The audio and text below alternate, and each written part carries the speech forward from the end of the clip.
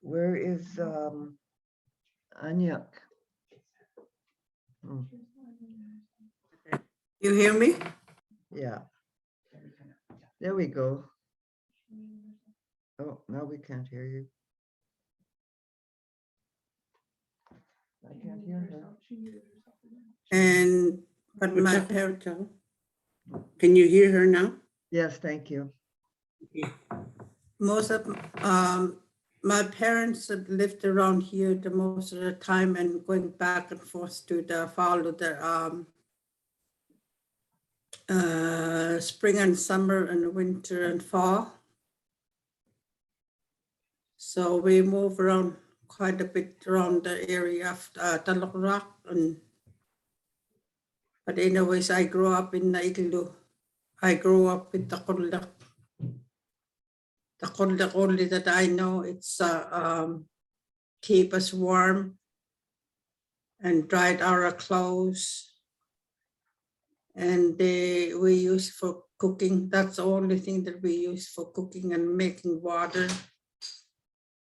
In the winter time, and we have to collect ice to make water with our kulak.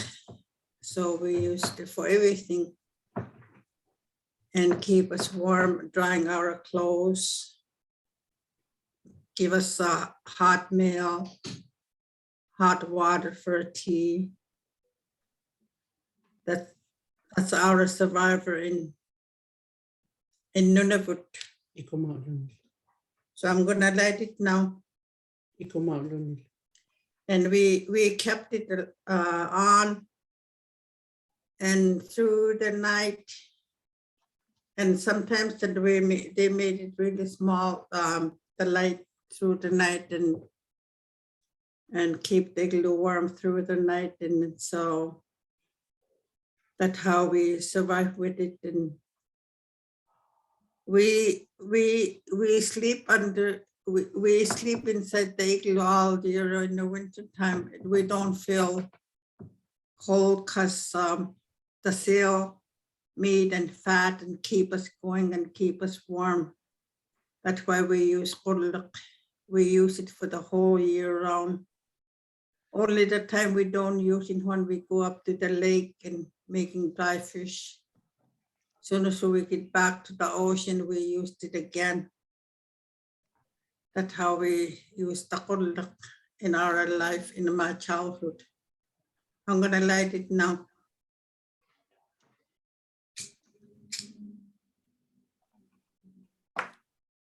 I hope you guys could see it.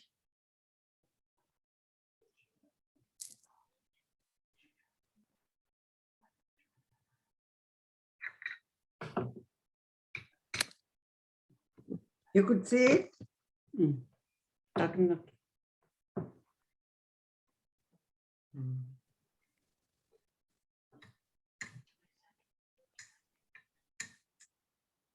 It could burn for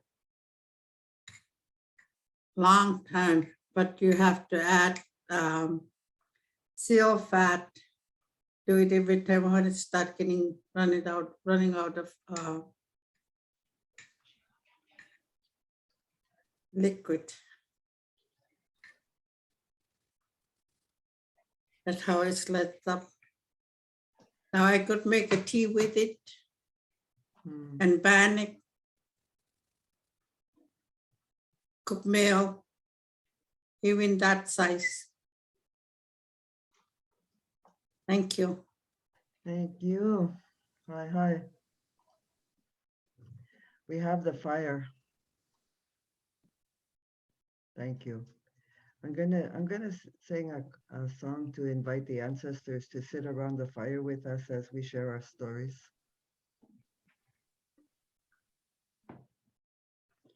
Ambe abindike,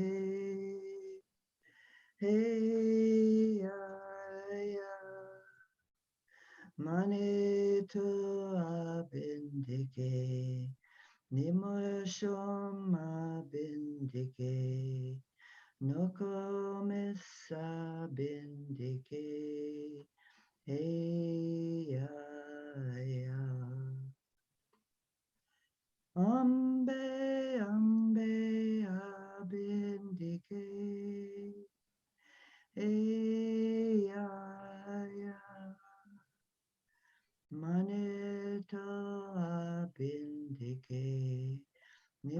shoma bindike. Noko misa bindike. Hey, yeah.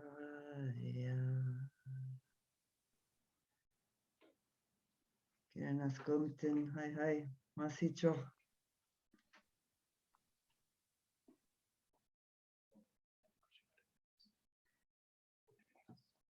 Is no other stories from Inu? No. Okay. So we have before we start to share our stories, we have a special guest from the east, from the university here. Oh, yes. Yeah. Like Doe O'Brien Kings, and is going to share with us some of the ideas around storytelling as research, which is what we are about, but from the academic side, and then we'll go to the storytelling side. Thank you. Doe? Is she here? Yeah. Can you unmute? There we Now go. I can. Gist me Okay. wish. Awachi Miswak. Betano Denisko, the Tishinaka Sun Oji Jackson Totam Winnisipi. I am the woman who brings the wind from the Crane clan of the Winnisk River, and I'm very happy to be here today. I'm calling in today from the traditional territory of the Michisagi peoples, Scugog Island area, near Curve Lake in Whitby. Those are the closest. And having also had the feet of the ancestors of the Wendat peoples as well. Originally, I'm from Northern Ontario in Omushkwego territory. My mom's from Winnisk, and I grew up in Moosonee. And we just came from Timmins yesterday. Lots of snow, hey. Mittene kun.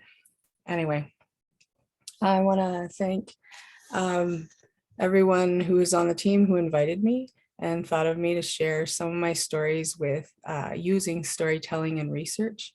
I want to thank Arnayuk for that nice story and explanation of the Kilik, and for Marjorie for introducing me. So I'm currently enrolled at Lakehead University, and I'm doing a PhD in education. And I decided that I needed to use storytelling as part of my methodology. And you know, this is something that came very natural to me. For all my life, I've been looking for stories. Didn't matter which stories it was. When I was a child, I was enraptured by every single story. So on Sunday night, like many people across the country, I would be watching The Wild World of Disney, you know, just because the stories were compelling and fun. And so any kind of story, and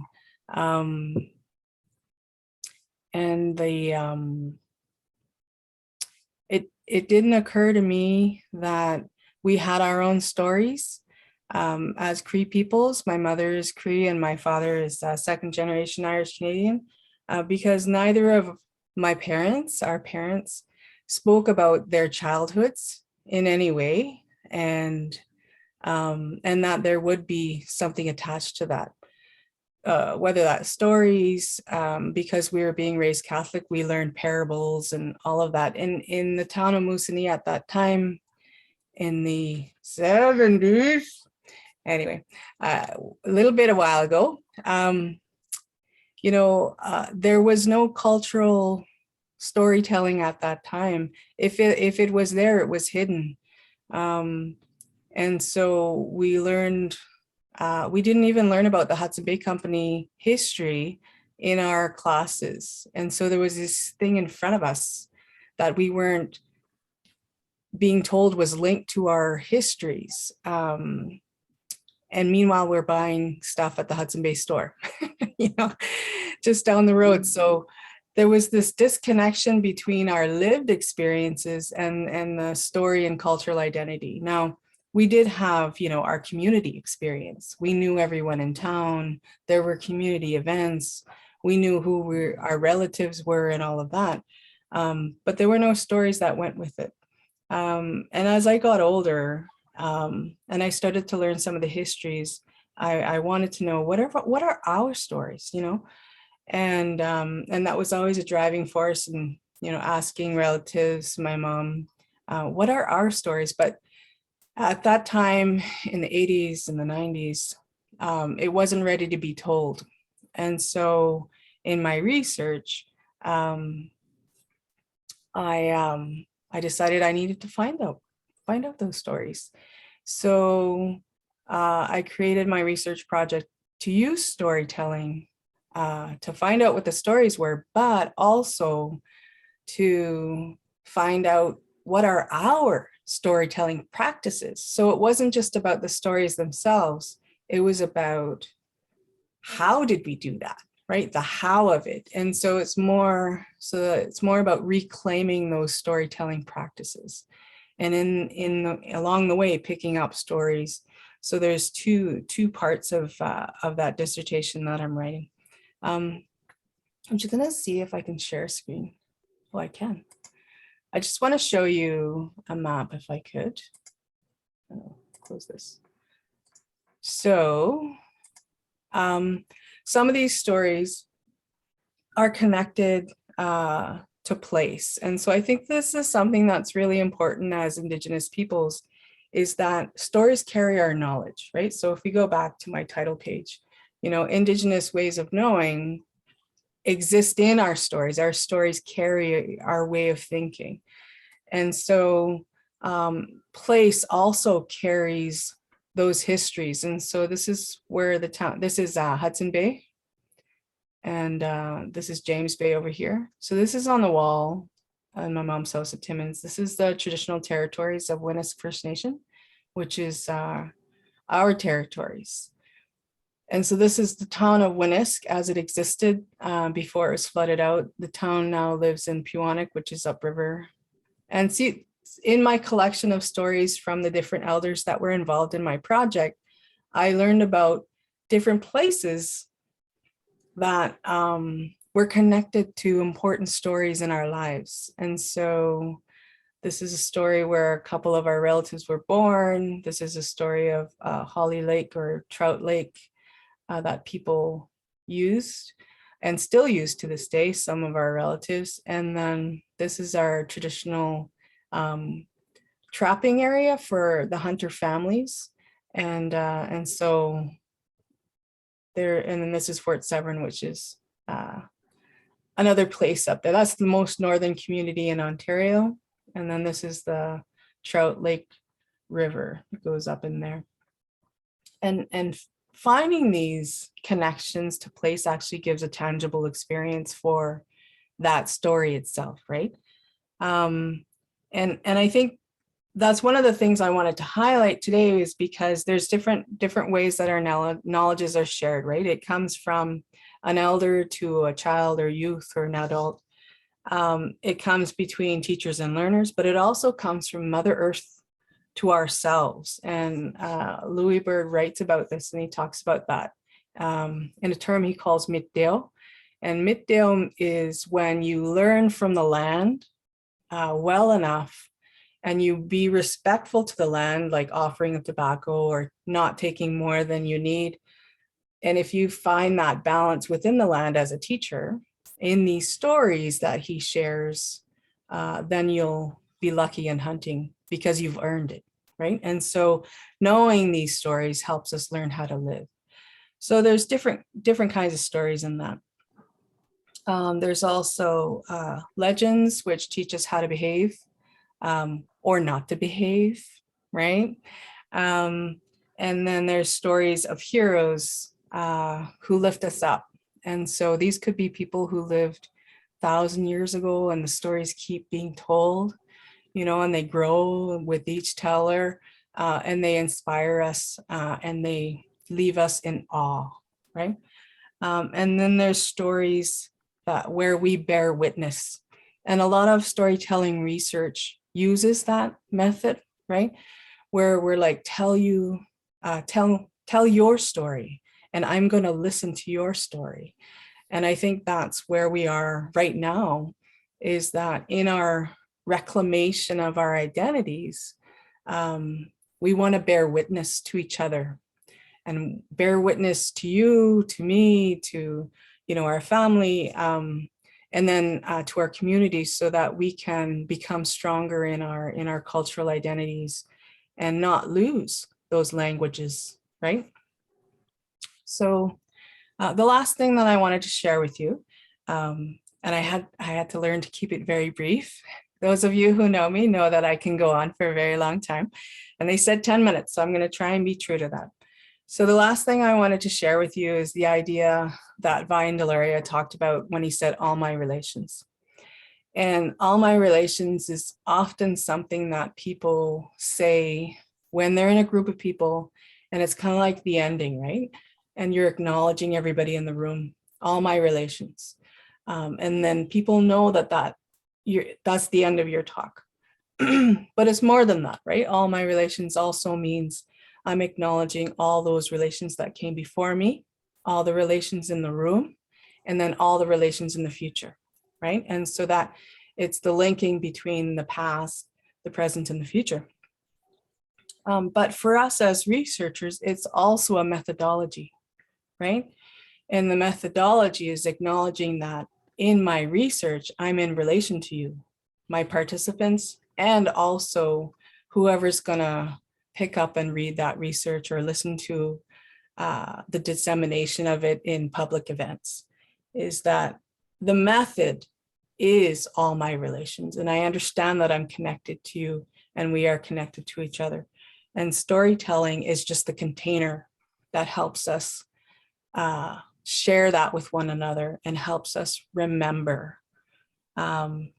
Because without the containers, you know, it's just knowledge flying around as atoms through the air, right? But with stories, it becomes tangible knowledge. I'm really looking forward to the next speakers and being here, or I'm very happy to have been invited, and I want to say Gitchumigwech and all my relations.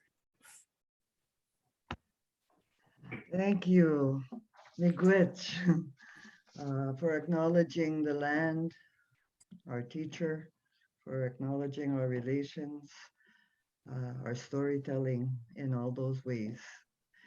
The land teaches us, it's our first university, that's what I was told. And it's still true. Everything we need to know is there if we pay attention. And our stories come from all of that too, and our songs, ceremony. So thank you so much. I'm going to now pass it over to another elder on the Feast Council, Sheila Nyman, who will introduce us more to the feast way. Thank you, Sheila. What? Can you hear me okay? Yeah, it's not trusting technology this day. Why, my name is Sheila Nyman. My spirit name stands strong like a rock bear woman. I am Silth Métis from the Lower Similkameen in the Okanagan Valley in British Columbia. I am a member of the Lower Similkameen Indian Band, and I am also a 60s scoop, a survivor. So while in my early life, I was on my territory and with my people, I was taken away, as with my 5 siblings, and have had to navigate life finding my way back. When I remembered who I was, I came back to my territory, and I have been with a teacher, spiritual leader since that time, and have been learning the traditional ways of my ancestors. I have put myself in every situation I can to learn and to find out who I am. I am a mother, I'm a grandmother and a great grandmother. My family is from that lower Similkameen. My mother is Kay. My grandfather is Fraser. My great grandmother is Julia. Great grandfather is Joseph. Both I've had to deal with Indigenous Services and INAC, whatever their name is these days, to prove our ancestry, which is an effort I'm still involved in. So it's in our walk. It's in our walk. I am honored to be here. I'm honored to be an elder of the Feast Center. I believe in the work. I believe in the renewing our knowledge. I believe in the knowledge that we all carry within our DNA of where we come from and who we are. We all have blood memory, and it's there at every ceremony. Every time we gather together, that memory is shaken up and is surfacing even more. Also going to acknowledge the elders on this Feast Center that work with me, and all of the people who are involved in reviving and returning our Indigenous ways of doing and being, and putting it right into research, because really that is kind of like the heartbeat of the way things are these days. I'm going to invite each of us right now to take in a deep breath right through your nose, deep into your diaphragm. Allow your stomach to fill up and breathe out with your mouth. Take that deep breath in, again, thanking the maker of breath. And breathe out with your mouth. As you continue breathing in that way and listening to my voice, I'm going to invite you to connect with that oxygen, that it is medicine. It is a medicine that is free. It is given to us, and we need to breathe it. Breathe in deeply, right through your diaphragm, through your hips, your thighs, your knees, your calves, your feet, right through the floor to the earth and to the territory that you're sitting on. And wherever you are, the energy of the ancestors of that territory is there. Energy never dies, it merely transforms. I invite you to consciously, just with a thought, connect with those ancestors' energy that's been left there for you. Thanking them in your heart for keeping the land in such a sustainable way that we can all be where we are. I invite you now with that next breath to consciously connect with the energy of the ancestors that you've been carrying in your blood, in your DNA, in yourself from the time that you entered this earth plane. Connect with those ancestors, and as you do, connect them to the ancestors of the territory that you are on. And this is all done with a mere thought of our mind, because everything is energy. We can bring all of those ancestors together. We are all connected. We're connected not only with each other as humans, but also with every living being that's here on this earth, the rooted ones, the winged ones, the four-legged ones, the swimming ones.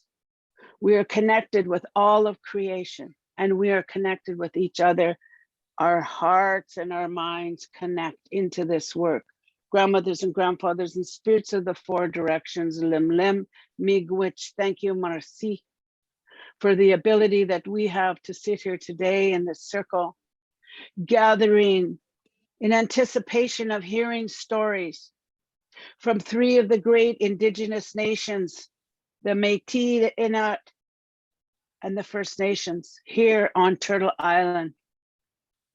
Our stories is our teachings. It is our laws lay in our stories. Our ways of being is in our stories. And reviving and bringing back and talking about our stories is a deep and powerful way forward, grandmothers and grandfathers, watch over our brothers and sisters who are struggling, who have lost their way, forgotten who they are. Help them to remember, bring them back to the circle. Watch over all of us. And I pray right now for all of our brothers and sisters in the Ukraine who are facing war.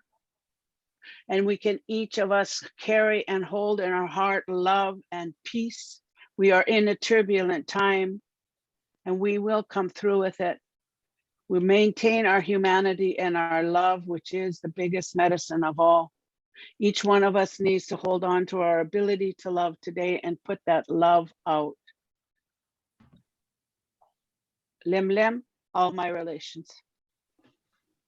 Masicho, Sheila, Matsuwin, the breath we can offer all the time, all the time. So we're going to begin our storytelling portion with the Inuit elders, Anayak and Naulak, who will talk about how Inuit storytelling helps them to survive. And we can invite Anayak to introduce it, and then we have a video with Naulak. So can you unmute her? I think she's, can you hear Agna? We're good. Thank you. Thank you. Okay, and when I was a child, and I don't remember, like when my adopted mother was still alive, I don't remember they were telling me the stories. But after my mom passed away, and my adopted father and my sister-in-law, they used to tell me the stories about long ago, that the story's been going on for many years from our ancestors. And because in those days we don't have TV or phone, there was nothing. And every bedtime, I used to ask my adopted father to tell me the stories. And then he used to tell me all these stories. And like even the stories that he's telling me, I could see them through my mind, what they're doing, walking or running, hunting, like a movie in my mind. I really could tell that. Even he tells me about how they walk, how they make a noise and stuff like that. It's like the story that it's happening. Some of the stories that he used to tell me for my own good. So I won't do any the bad stuff. If I do bad stuff, it what happens to me, that what happened to that person. And if I do good, I would be good to others. All those stories were connected together and to make us the belief in it's real. They are real. They are really real. It could happen in your life. So they were protecting us through the stories, even just the story. But we know it could really happen if we don't watch ourselves. That's how we learn to looking after the self from the stories long ago. And then I didn't realize that it could happen in those days when I was a child, but after I grew up, I know it's really true. even just the stories. And there were a lot of stories about animals and become a human, half human, and then living with the human people and married to them and living with them. All those stories was really like a real, you could see them like in the movies. So that's how I was. And then it was really, really sad though. When my adopted father died, I went back to my natural parents, and then I used to tell my siblings about the stories stuff that I know, and in the bedtime. And after that, I went to residency school, and then when I got home, I was already really arranged to get married with the man, and that I didn't know before. And so that I stopped telling stories to my sisters from there, and I kind of lost them. But when somebody telling stories about them, I remember the part of it. I could still picture them in my head, how my adopted father, he used to tell me that how I learned from my adopted father and my sister-in-law. They used to tell me all about these things and singing. And at the same time, I still could remember the one time, and I was really staying up late. I don't know who gave me, I don't know how many little beads I have, and then I take them off and put it back into the threaded, and I was doing that inside the blanket, and then the kulak, it had just a little bit of light on. And then when my adopted father, he woke up, he told me, because we were living in the igloo, there was we had a window of the clear ice, and to keep the igloo, the light going on during the day. And he told me there's the person behind the window wanted to go inside to grab you. If you don't go to sleep now, and if you're up alone, he's gonna get you. So I put my little beads away, and then I went inside the blanket. I been fall asleep. So that's how I do. Covered room. Oh, that there's another story about there's the one orphan person. He didn't have a father or mother, and they were keeping him, but they were not looking after him good, and they were slave. He was a slave from all the people who around it, and even he has to sleep in the porch with the dogs, because they won't let him go sleep inside the igloo. So the dogs keep him warm in the porch inside the igloo. Because in those days they had igloo and with the bed and stuff like that, and they had a porch, another snow house made out of snow, but they have food and stuff like that, store them in there. That's how they call it porch. So, and because they call him Taurakro, because he's the only one to seal fat, hammer them up, and before they put them into the kulak, because you have to hammer it first and then make the liquid going.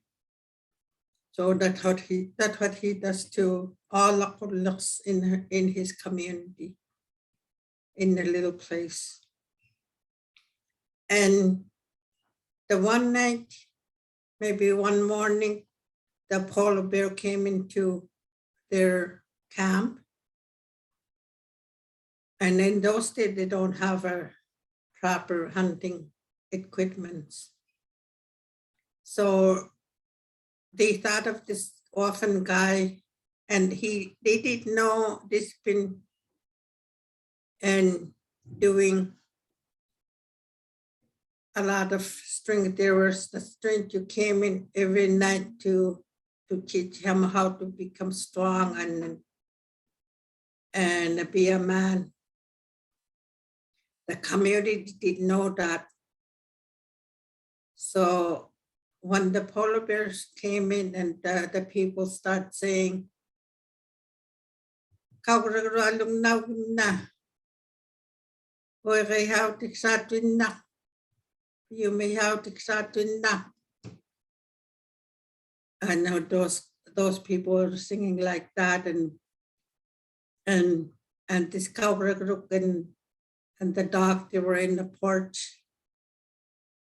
The Kauralung told one of the dogs, and you go out. And the dog told him, you go out. They were telling each other to go out, and the dogs, and then that Kauralung, that little guy. And finally, that little guy went out with his whip, and he started singing. Kauralung na gimna, oy how tiksatwin na, oy ha halrichi, biyumeha halrichi. And he was singing that, and he whipped the polar bear, and the polar bear got killed. And after that, and everybody started getting really nice to him. I'm not just going to stop there. There's a long one, but I'm just going to stop there. Thank you.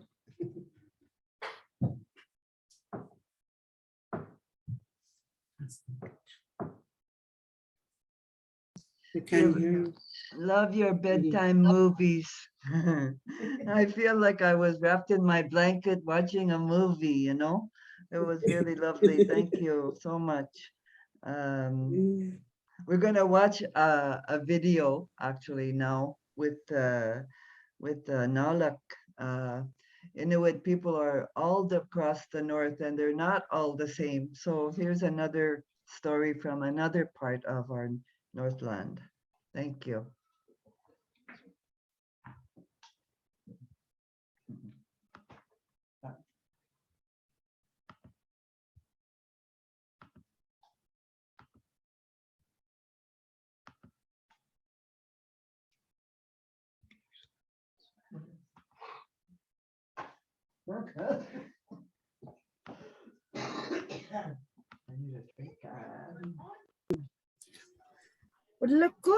Udlakut, Unusakko.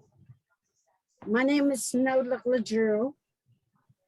I'm originally from Apex Hill, Nunavut on Baffin Island. I reside in Toronto, Ontario. Raised in the Inuit community, a small community of 300 plus. I'm an artist. I love to promote my Inuit culture and my heritage.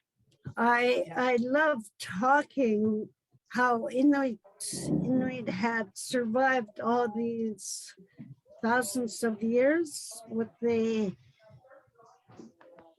they had done in the past to teach their younger generations to survive with the same elements that they used.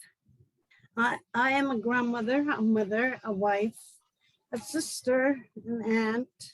I'm also a member of the community here in Toronto. Art stories has been passed down to us for survival. You may think that some stories are a myth. They may be a myth, but they teach you how to live out on the land. Our way of life was very hard throughout winter years, and we hunted our animals for us to use as clothing, nutritious mint, and also to use them as tools. One of the stories that I'm going to mention is called Halupiluk. Halupiluk is what we know as a creature who lives underneath the sea ice. Here's a short story of it. If you are walking along the Arctic coast in the spring, you might hear something knocking under the ice. And you may even hear strange clop, clop sounds. These noises could mean that a kalupaluk is nearby.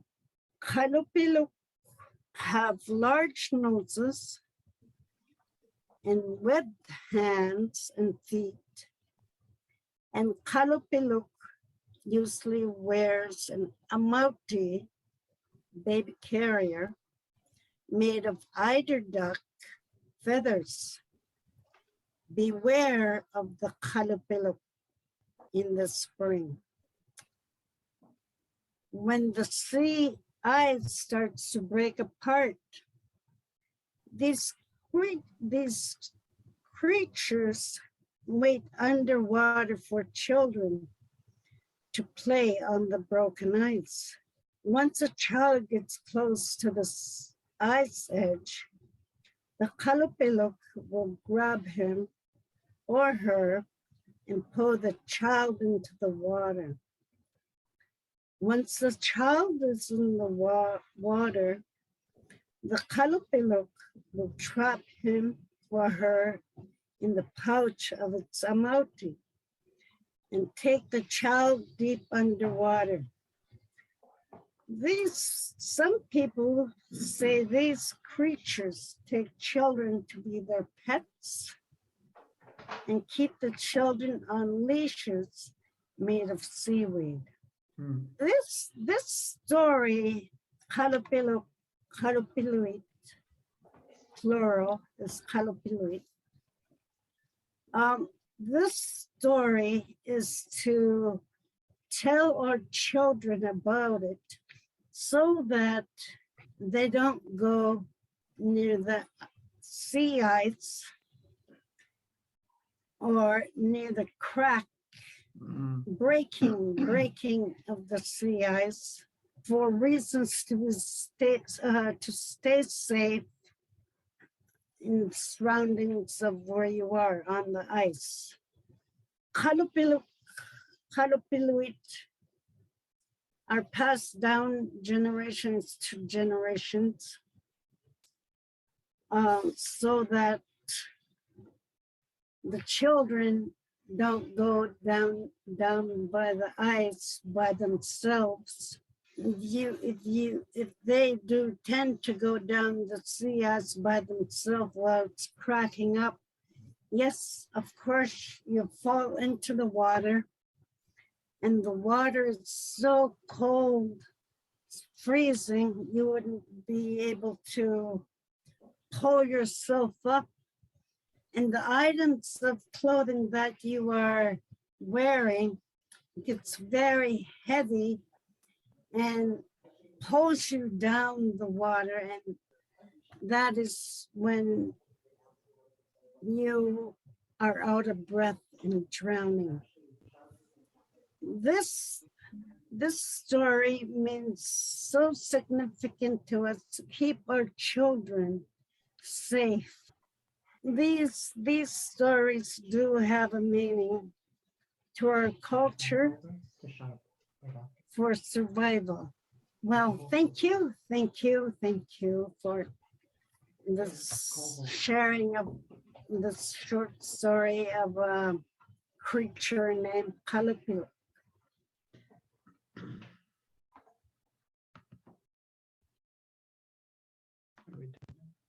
My turn? Yeah. Am I on? Yes. Okie doke, back. Thank you for the, well, no, look, when I hear stories from cracking through the ice and all the stories of danger and warning and protection that we pass on to our children, that just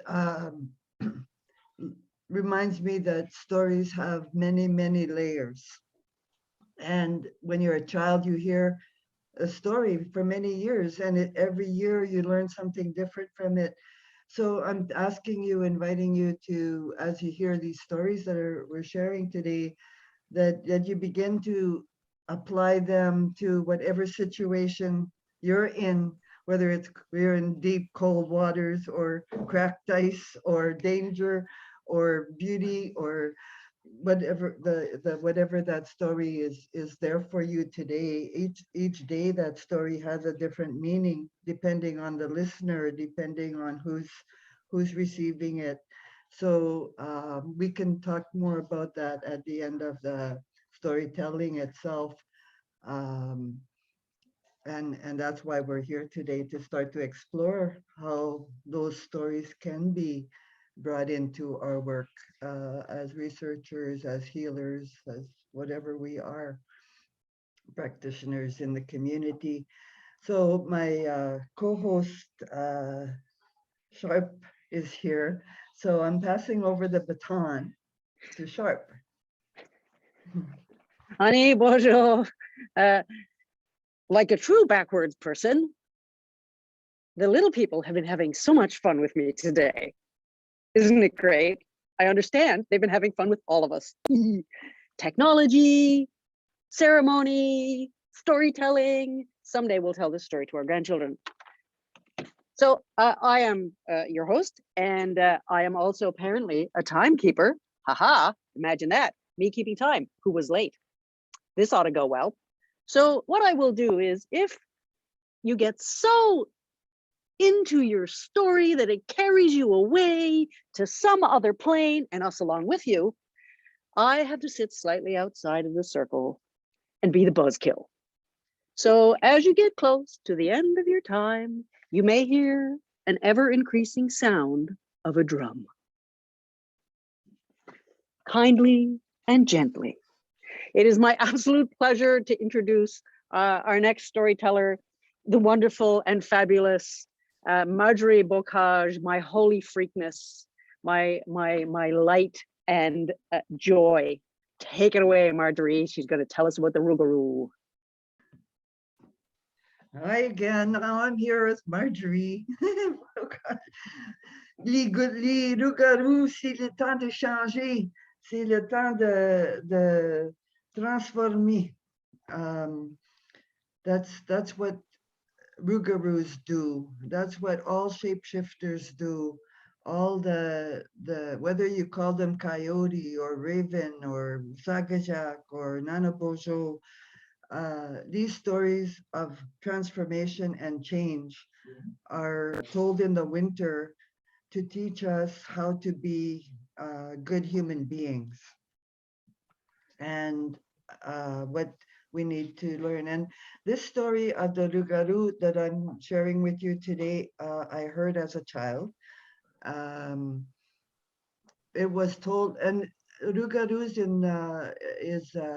would come out at the full moon, and I think there was a lot of reasons why they told us about the Rougarous and that full moon, and to keep us safe at night and to make sure we got home okay. And that Rougarou was there. It came into you and changed you so that you could learn to have a chance to be forgiven, have a chance to mend your ways, There, it's medicine. Those spirit beings that take whatever form they need to take to teach us. Uh, they're there to help us change and grow and learn. So I made this little Rougarou video that I with the youth kids, grade 3 in Stobart School in Duck Lake, Saskatchewan. Those culture days, you get a little bit of money and they want an artist to come in and do something, with the youth or whatever. So I got one of those little gigs and I told them this story, and we decided to enact it and have fun with it and embody it. Because when you tell a story and then they embody it, it becomes more part of them. So it was just 5 minutes. I share that story with them, and we will talk about it a little bit more after. So enjoy my little Rougarou story for you.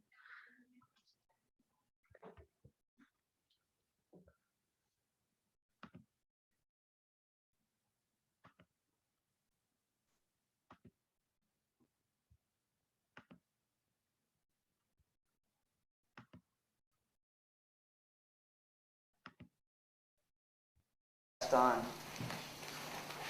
We didn't ask. We should ask if people can hear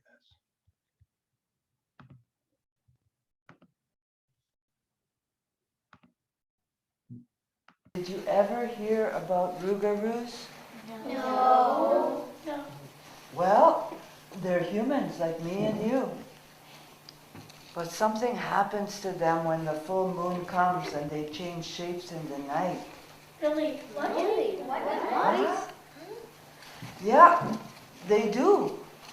Well, people change for different reasons. In the old days, the old people, they used those animal spirits to make people better. They wanted to make them well, like to heal the sick. Really? Really? No. Did you ever hear about people that were healers? No. Yeah, and the animals are healers too. So anyway, this old man Calvert who lived in my village, he was lost in the city for a long time, and he was drinking and he was doing bad things. And when he finally came home, he was not right. He was just not himself anymore. And he walked around all over alone, especially at full moon nights. Why? He just was always alone. You wonder what was happening to him, eh? So you could hear, on the full moon, you hear the strange howling of the coyotes. That's right, and and then every full moon you hear them coyotes, and this one night there was a round dance. You remember that round dance song?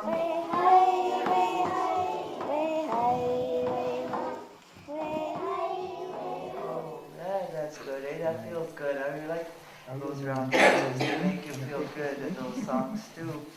Anyway, they were driving home down that hill, they were humming that tune, and just at the bottom of the hill, at the edge of the curve, they saw something jump in front of them with big green eyes flashed in the headlights.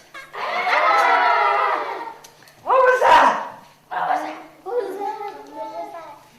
The full moon shining on the water, and the truck landed in the ditch beside the willows, and it woke up all the ducks in the pond, and there was a big splash. The ducks. My grandpa got out of the truck to see what they hit. There was nothing there. Really? What? That's right, there was nothing there. Now, you're wondering, is this true? Is this for real? Well, when my grandpa turned around to get back in the truck, and he looked towards the buffalo bluff, he looked right into his eyes, and they were glowing green, just like that wolf. That wolf, he was him, old man Calvert. He looked him right in the eyes. It made the hair stand up and it gave him the chills. But when he got back in the truck, he said, "Oh, well, we should all start praying, just in case."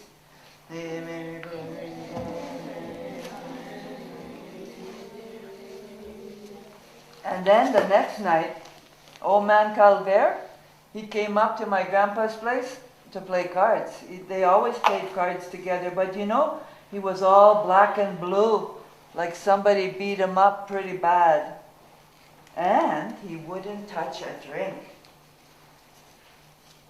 Now, Grandpa knew he was the Rougarou. So he just brought him a cup of coffee and he said, "Let's play cards." And that old man, he won all night. He got 5 royal flushes in one night. What happened to it? Well, after that, my grandmother told me, old man Calvert, he stayed sober for a long time. And then he just disappeared one day. Maybe that Rougarou just let him go because he was a changed man after that. So, Teaching of the story is the Rougarou comes to give you a chance to change your ways. He comes from the dark to bring you to the light. Once you can find somebody that will be your friend, even when he knows you are Rougarou, then you will be changed. Yeah, the end. You are awesome. thank you. Thank you.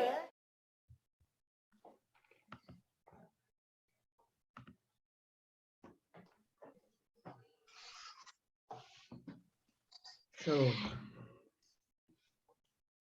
that's my harm reduction story for today. How do we help people change being their friend? Yeah.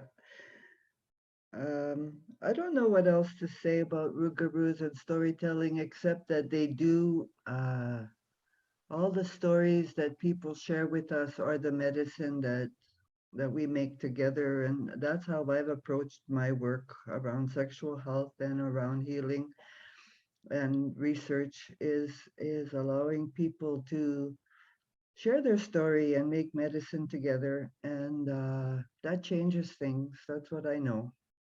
And I'll leave it at that for now because of time. And there's other wonderful stories to be heard.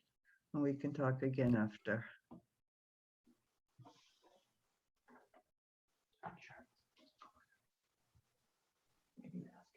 Marcy, Marjorie, that what a wonderful story. What a difference it makes when there's life, especially in those kids' voices. I love it. I can't wait to hear the next one. And on that note, our next story kind of makes me really curious and kind of scares the daylights out of me because dear Auntie Albert, my dear Auntie Albert, is going to share the story of the man whose penis spoke. Take it away, Albert. I can't wait to hear this one. Thank you, Sharp. Can you hear me? Mhm. How's my sound? Yeah. Good? Yep. It's good? Great. Good. So welcome everyone to our session with the feast and to share some stories, witches stories especially with you today. And the other day was minus 47 here in Winnipeg. So you stay inside a lot in this weather. And of course you have to entertain yourself. And in the old days, we didn't have television or electricity. So storytelling was a big part of that. And we're very fortunate that a colleague of mine, I've known her for over 35 years, Pat Niguance, who is an Ojibwe language specialist, teacher, educator from Ontario, works closely with a friend of mine, Roger Roulette, who's also an Ojibwe language specialist. And they both help me contextualize Ojibwe culture, traditions, ceremony, as well as philosophy. And again, Ojibwe is a very ancient language going back tens of thousands of years. And in comparison, when we think about institutions, especially research, formal research, and the English language that we use in Canada, Canada is sort of a combined language from many other languages. It's a colonial language. It has about 600,000 words. Now, Ojibwe, as Roger has told me, has about 1 million.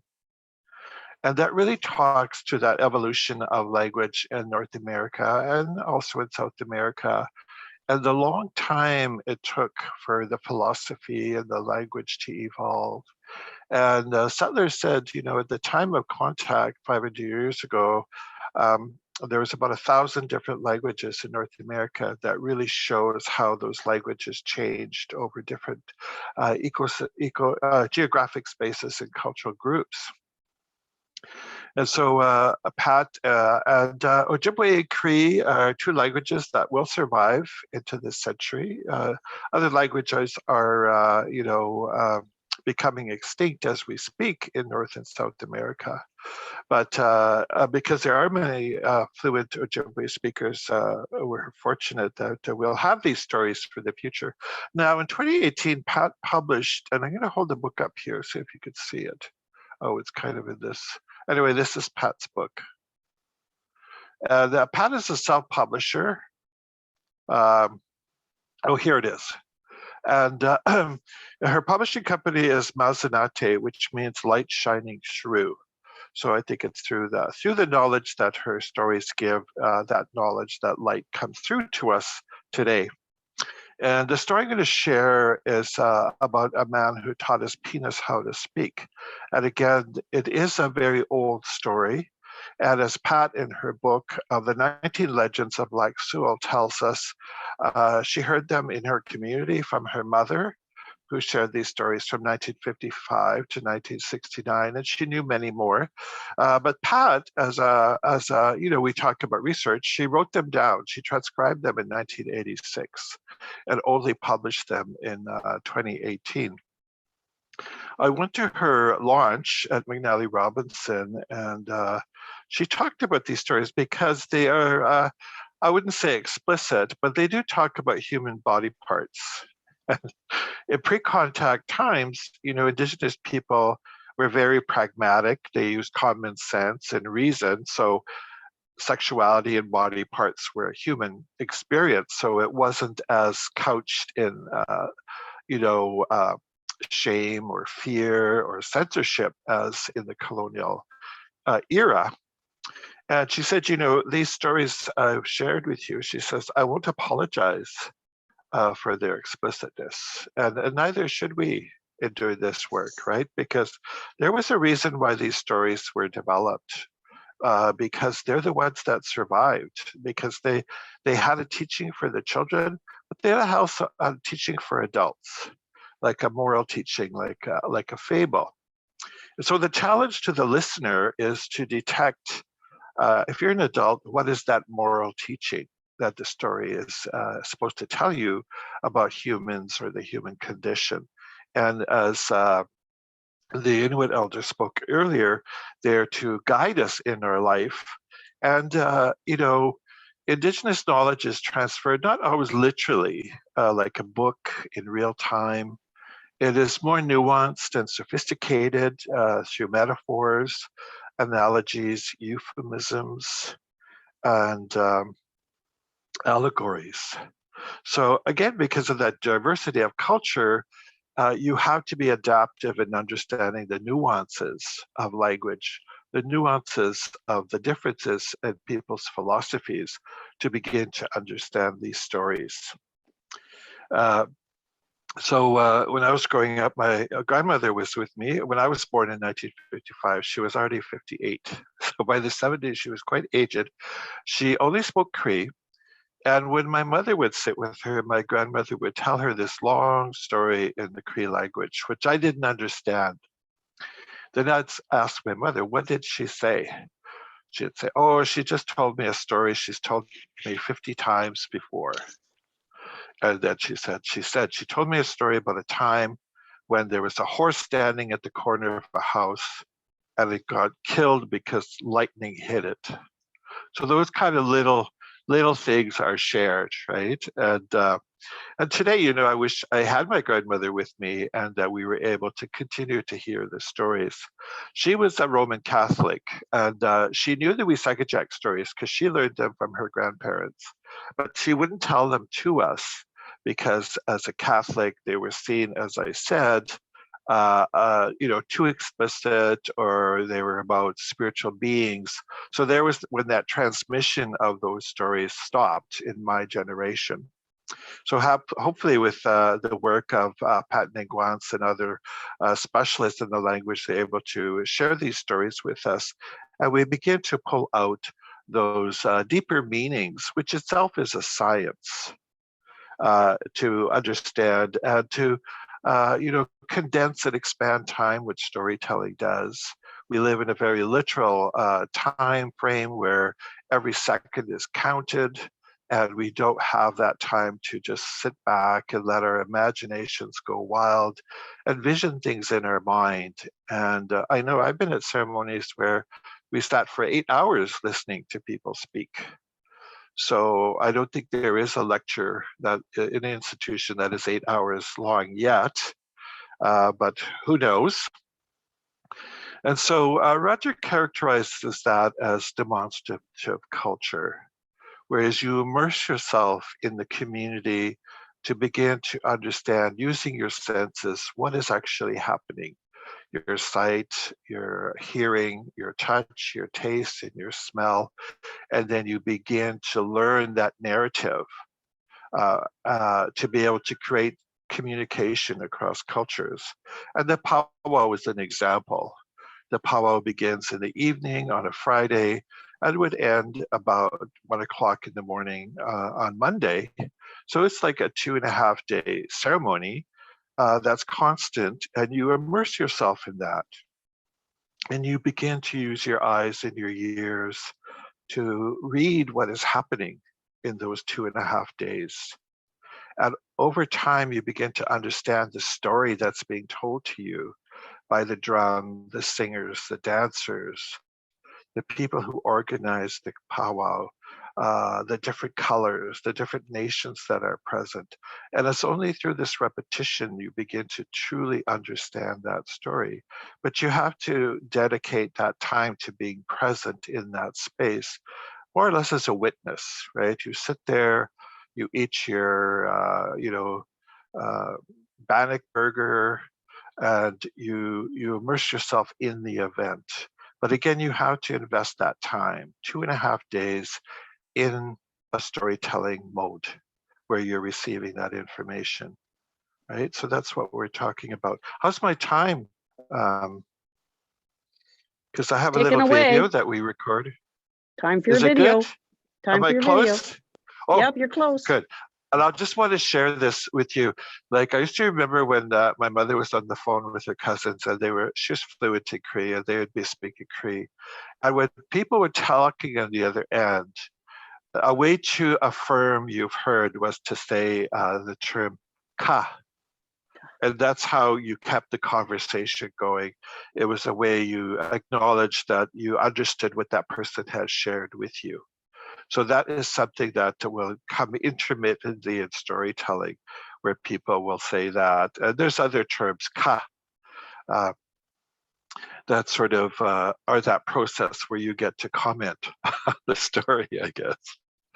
So I just wanted to thank you all, be part of today, and through the feast, we could send you a link about how you can access Pat's stories. There's 19 legends in here, and I like to use them to begin this conversation with systems, in this case research, and how we can apply this knowledge to formal Western research. Thank you.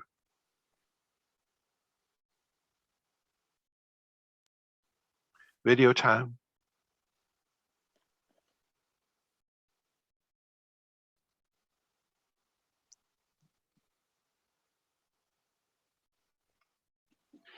Hello, I'm going to share a winter story with you.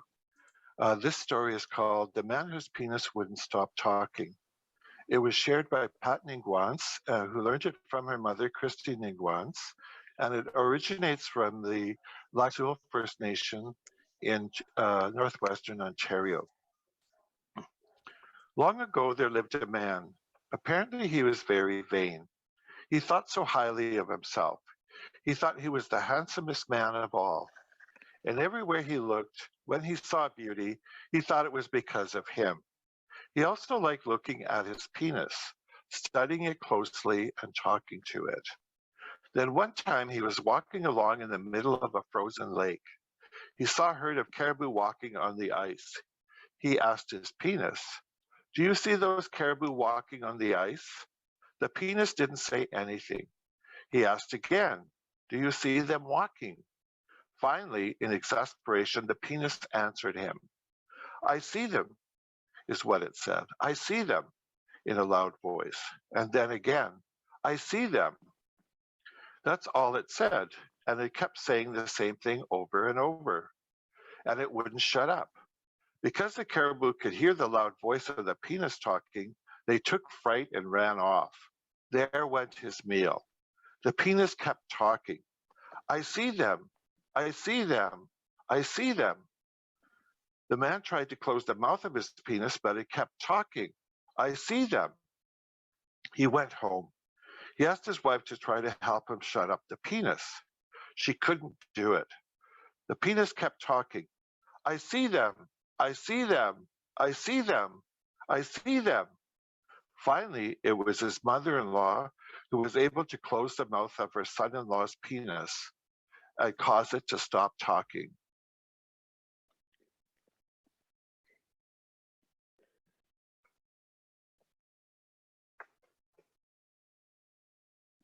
There.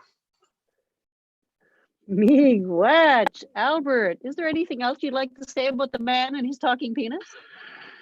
Well, no, I think we're going to go into a dialogue about what people think that story is about. In just a moment, if we could just take one little interlude. Due to circumstances beyond our control, we have had to slightly rework our agenda. And so before we begin our discussion, I would like to invite our wonderful Western elder, Wayne, to introduce himself and share a song with us before we begin our discussion. Miigwech. Aichka. Hello, everybody. I am Iamitan Slachwaleta Sichwet. My borrowed name is Wayne Seward from Nanaimo First Nation. I'm going to sing one of the songs. It's a prayer song that came from my great-grandmother. And, and she was calling all the people together to help her pray. And she was telling the people, "Please help me pray. I don't know how I'm going to be when I pray. Oh, poor me." She was saying that in our language. And with that, my granduncle had turned those words into a prayer for her. And I always sing this at gatherings such as we're having today, because I believe that we're all coming together to be as one, not so much wallowing in our language. As we say, we're coming together to be as one. So I'm going to sing this prayer song.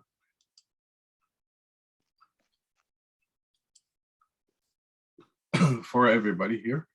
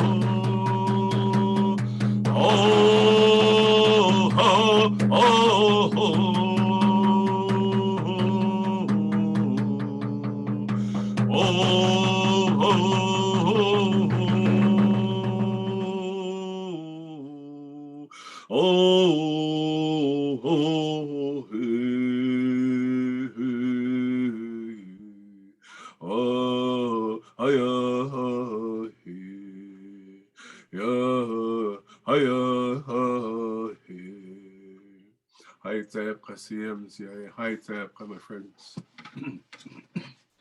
Miigwech. Thank you so much, Wayne. What a beautiful, powerful song. Namakwa. Thank you. So now we will have a discussion about storytelling and Indigenous storytelling as research. Albert had a good question for folks actually about what they think his story was about. Let's start there with our discussion.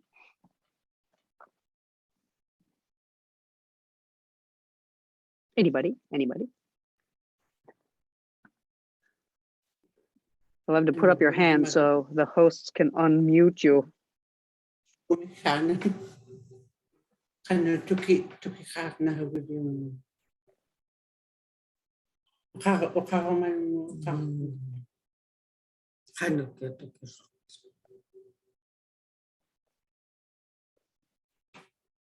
Nobody's biting, Albert. Oh, Doe, somebody unmute. Unmute, Doe. Well, perhaps they're saying that maybe we shouldn't ask penis for advice, because then the penis will be the one always asking for attention after that.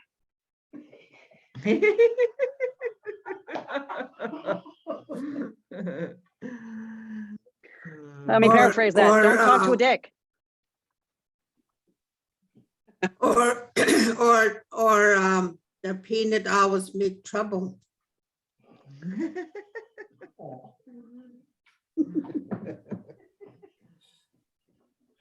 Yep.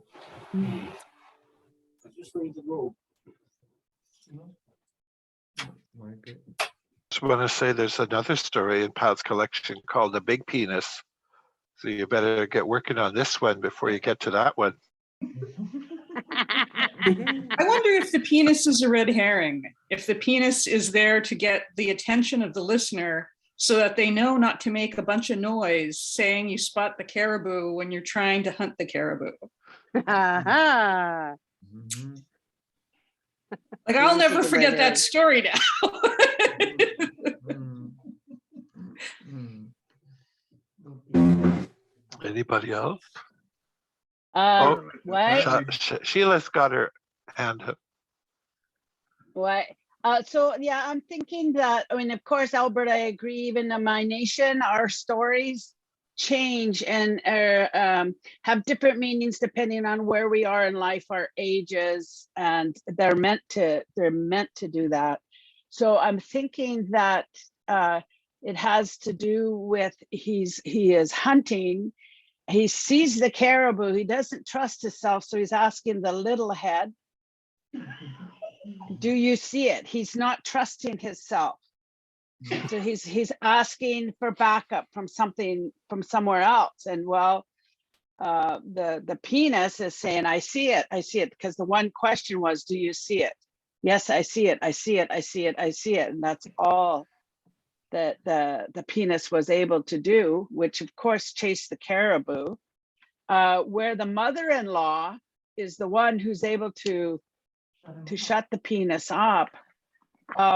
You know, that has to do, so the mother-in-law needs to, they need the food, they need the caribou. And, you know, she is, well, I don't know if she would be the matriarch. She might be the matriarch of the family in that situation. I'm not sure. But I'm thinking it's about trusting your own self and what you see, not needing to ask or any backup on what you actually see. All my relations. Thank you, Sheila. Anybody else? Hi. No, we've all I had seen a my hand penis. up. Come on. I've got my hand up, Margaret. Okay.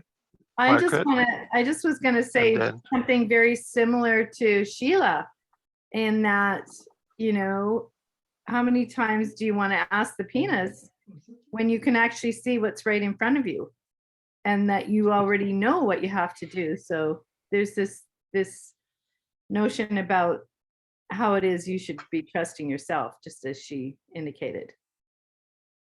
Mhm. So that's what I think. Nalek has a comment too. Nalek, thank you, Margaret. Yes, Nalek? I have also a comment on this. I believe, well, how I see it is confidence. He is seeking confidence in himself and seeking how to silence himself from his mother. That's I'm in how the Zoom. It was way earlier than I thought. Thank you. Yeah, needs he's trying to reassure himself, asking himself all that question. Do you see the caribou? Do I have the confidence to approach the caribou? So he seeks answer from his mother. I don't see no the other head is usually out hunting. So that might connect a bit with my story, because a lot of times you don't even know yourself what's going on, and it's the people around you that recognize it before you do. And so like we don't even know that we're the Rougarou, or that the Rougarou's inside us. The people recognize it and they help them out. And so letting somebody else help you to make that change, or recognizing it and then offering you that friendship or that hand, or that, the help that you need, makes the difference. It's not always about you. Yeah. It's like a community thing. Yeah, Dr. Claire Brandt worked in psychology. He's a Mohawk psychologist. He noticed that Indigenous children were being misdiagnosed in psych health here in Winnipeg. So we explored some child rearing techniques among Indigenous peoples, and one of the identities or things was about the super ego. And usually when we're, when we're little babies till about 5, we're spoiled, doted on, we're the, center of attention. And that creates confidence in us that we can use later in our life, that courage, that strength, and the confidence. But because we're supposed to integrate into our next peer group of our siblings, our cousins, our age, that super ego has to be deflated. So this story would have been heard by children maybe between 7 and 10, right? So they're in that pre-pubescent stage, and that they are going to become into young adults, right? Teenagers, where their bodies will grow, they become stronger. And especially boys will be fascinated as their bodies change. And the penis is part of that, right? And so in this case, the young hunter is the metaphor for that inflated ego of that young adult stage, right? And that he hasn't spent enough time with his elders and other hunters to learn the finer techniques in hunting, right? So the moral is the story, penises are poor hunters. You have to think with your head. and so he was, out on the land expecting to go hunting because he thought he knew how to do it. But the caribou outwitted him. And so the penis is the metaphor for that vanity, right? That at that young man age or young adult age, you think you know it all, right? And then it was his mother-in-law who helped deflate that ego to help him learn how to become a better hunter, right? That was her role because uh, his obligation is to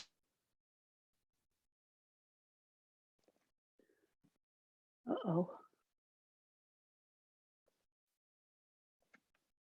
Is Albert frozen for everybody, or is that just me? Okay, so Albert is frozen. He fell through the ice with the caribou. He didn't let we can caribou talk led about him.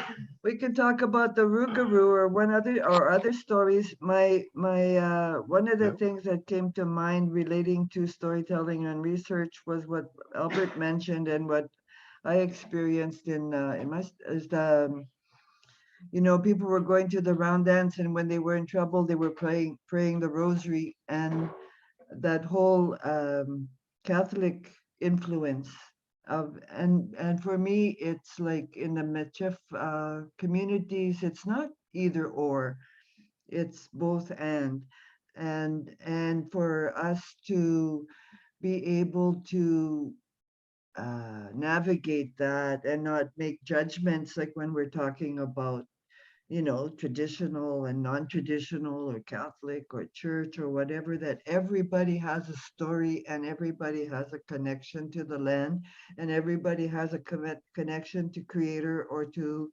ceremony, no matter what it is. And the community is diverse and has often like both ways. And like in the Rougarou, like it was both. It's not just one way, and it's like it's not just one way for anything, and that's sort of what sticks to me when I hear stories, different stories, and how we've all been influenced by those forces of colonization, and we've all arrived to a different place, integrating that or rejecting that, or however we work it through. It has to be worked through, especially, I think, in the sexual health realm. And our research has to work it through as well. We have to ask those hard questions and work those questions through in the communities that we're working with around sexuality. That's all I got to say for now. That's brilliant, Marjorie. That's the key, right? So sexuality and stories and all of those things that have been so taboo as a result of colonization. When we think about research and what is given academic rigor and what isn't, and how our stories and storytelling is dismissed often as anecdotal evidence, as not carrying the same weight as the things that are written down. And it's the same with sexuality. We've been shamed and blamed and all of those things around, and we carry that shame around sexuality.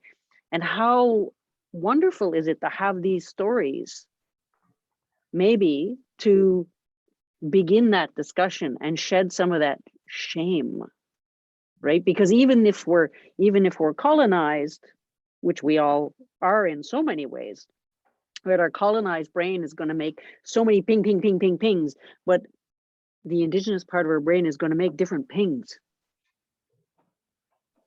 And so there's going to be so many aspects of those stories.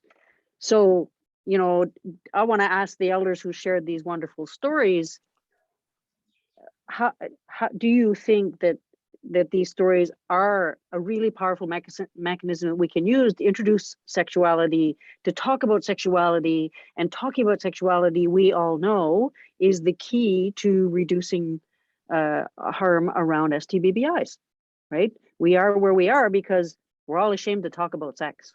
Let's talk about sex, baby. Let's talk about you and me. Let's talk about it. With And I think Jack Pat, comes to town. well, Pat touched on it.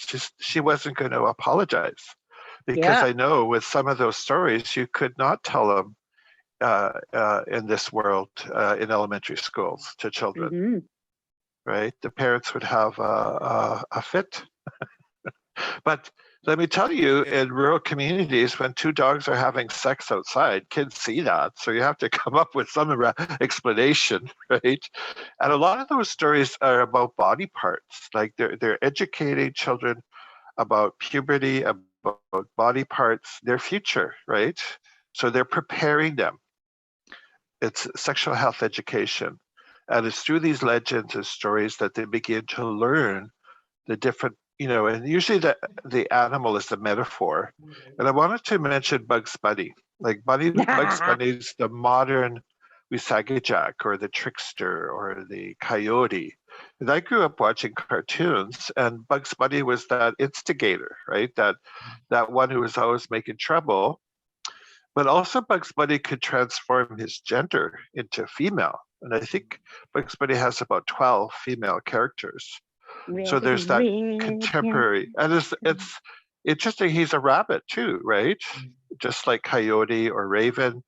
So any society needs that trickster storyteller, right, to reflect on human behavior and show us the silliness sometimes we get into being so rigid, right? And that's the moral. Is like if your society gets in a rut, you're not going to have that fluidity to be creative, to come up with new solutions, right? That's a research piece that if you're stuck in a rut, you're not going to see what's on the other side of the road, right? You're just only going to be linear. And it's those tricksters that push us out of that rut. They pull us out of that rut to explore new avenues. Oh boy, I was on a tangent there. No tangent whatsoever, and your timing is absolutely perfect because we're keeping really good time. So I put Samisi, I put Dr. Brad's article in the chat if you want to read it, and it was referenced in the Aboriginal Justice Inquiry for Manitoba, I think in 2007, if I'm right. I can't remember the actual year, or 1997. So he died at a very early age, 40 years of age, unfortunately. But that tangent that he was working on in terms of child rearing was sort of dropped after he passed away, unfortunately. Mm-hmm. Miigwech, before I introduce Kathy to do our closing song, I would like to ask Doe if she has any reflections on storytelling and research before we wrap up. Thanks, Sharp. I did do it earlier.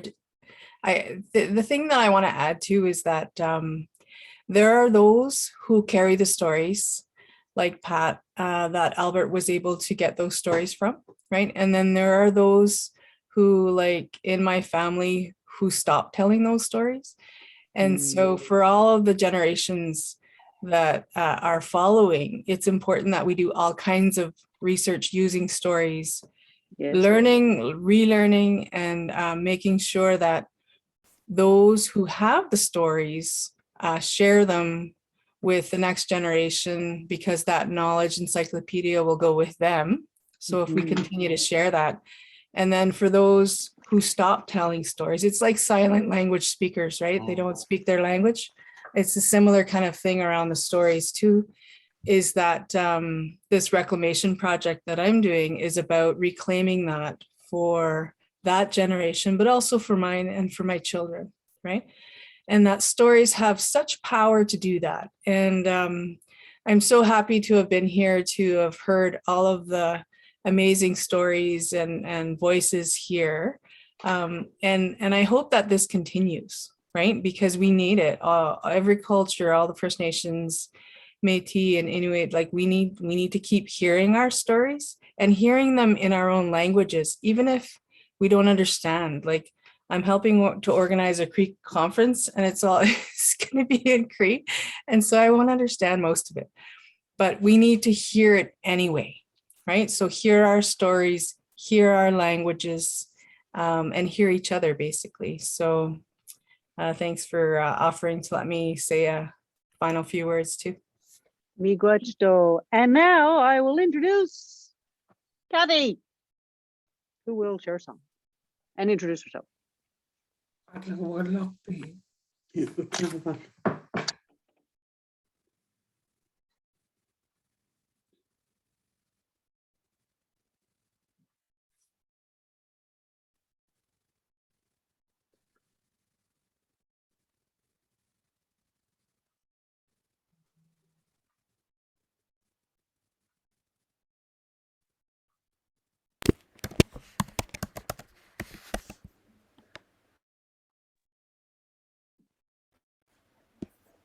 Kathy?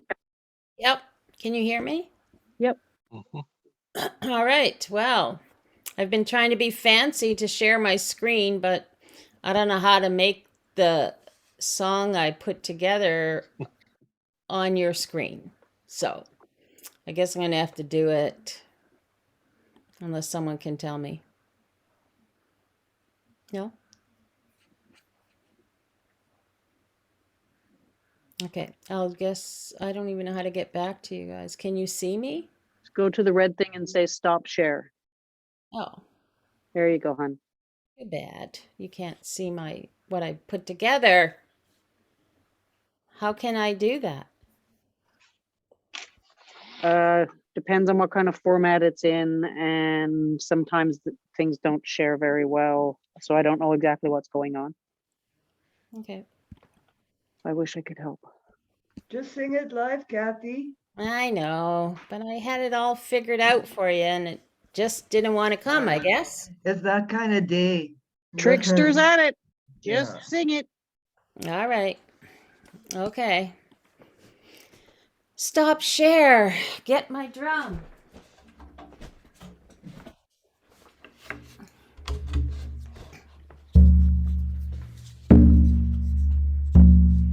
Yo ya hi ya yo ya hi yo ya hi yo ya hi yo ya hi yo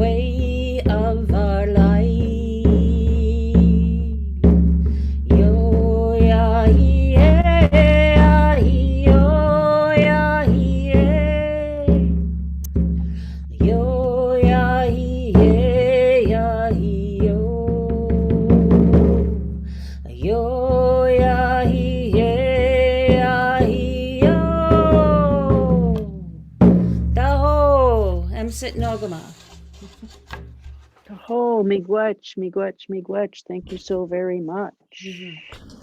I would now like to introduce Elder Sheila Nyman, who will do our closing prayer.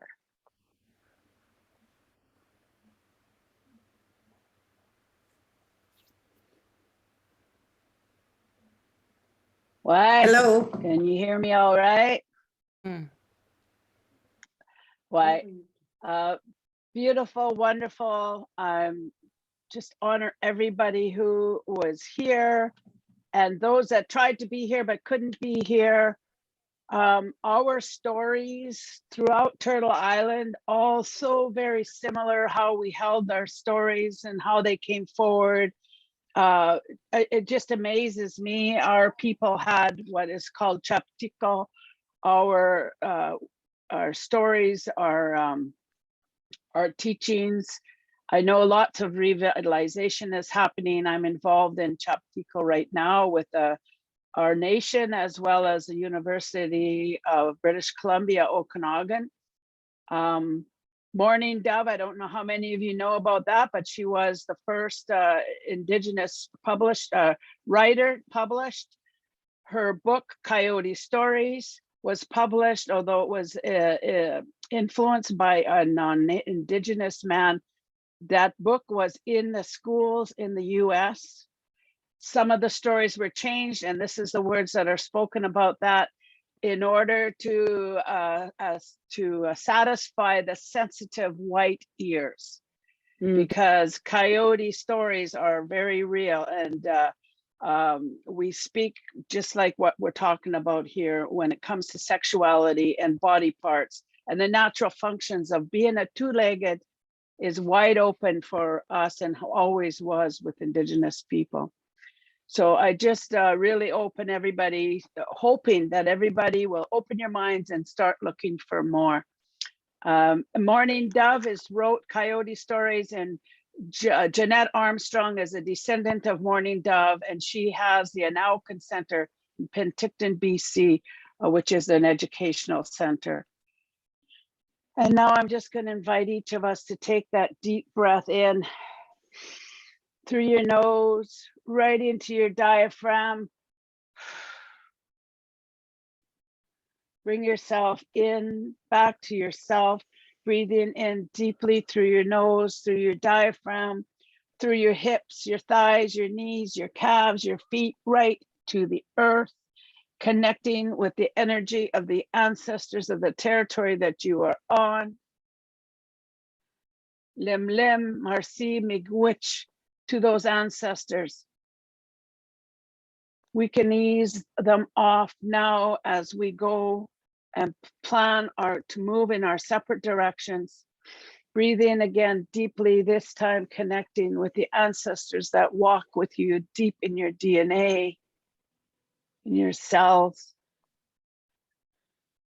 We can help all of those energies to separate at this time. So we bring our conscious thought to our mind and our hearts connected within this circle of wherever we are. I myself am on, and I honor the ancestors of the Secwepemc people in the interior here of British Columbia, the people of the Shuswap.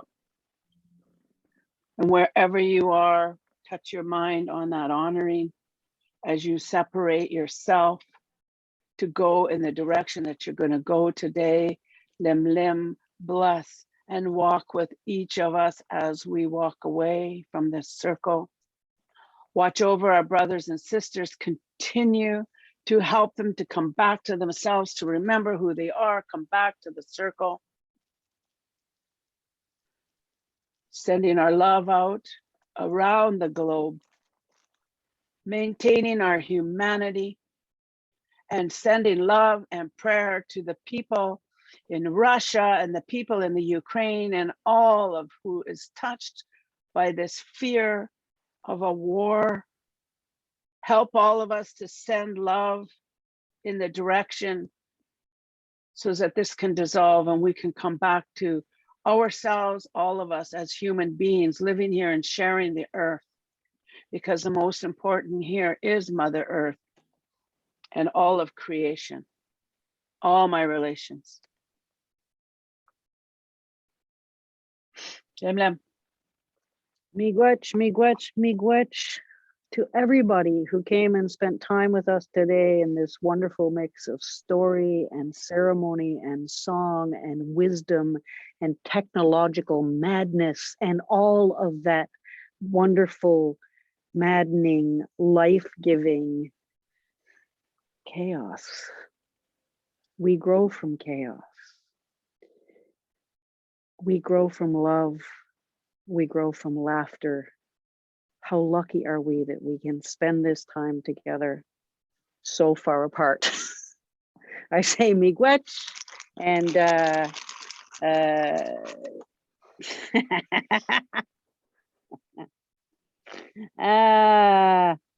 Bamapi Minwa Kawab Mindme.